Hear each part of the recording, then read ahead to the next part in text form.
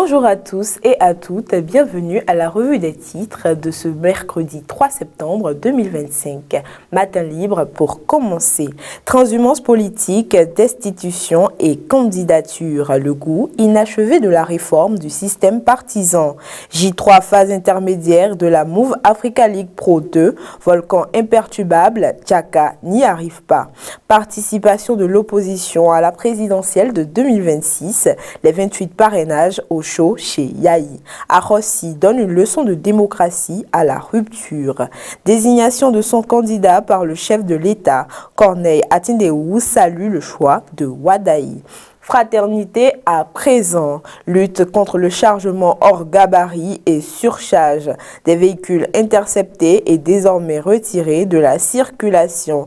La NAT, CNSR et la police républicaine mobilisés pour des contrôles inopinés. Présidentielle de 2026, l'énigme Arossi, le talon d'Achille de les démocrates.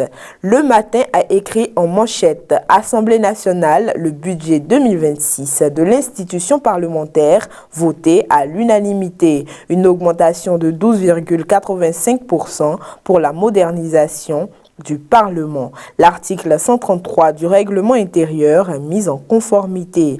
Présidentielle de 2026 au Bénin, division, ambition et calcul.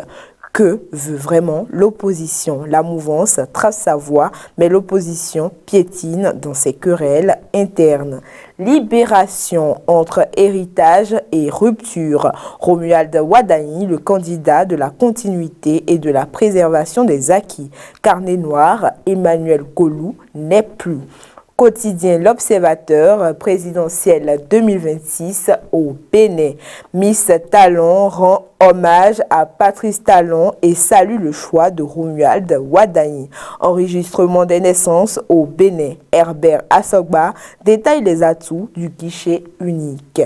Naciara, maintenant, remise des fiches de parrainage par les députés LD à Yahi. Ils ont promis, ils l'ont fait. 112 heures après son choix, Wadaï Romuald prend le pouls des chapelles politiques. Enfin, matin libre, transhumance politique, destitution et candidature en page 9 du journal. Le goût inachevé de la réforme du système partisan.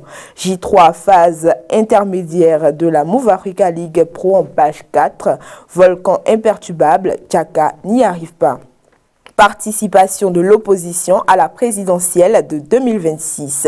Les 28 parrainages au chaud chez Yahi. Arossi donne une leçon de démocratie à la rupture. En page 2, désignation de son candidat par le chef de l'État, Corneille Atindeou salue le choix de Wadaï. Politique de développement civilisationnel, partie 1.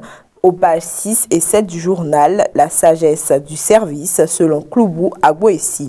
Élection générale de 2026, Michel Alokpo, nous ne voulons plus d'un parlement monocolore. Merci de nous avoir suivis. C'était tout pour la revue des titres. Bonne journée à tous et à toutes.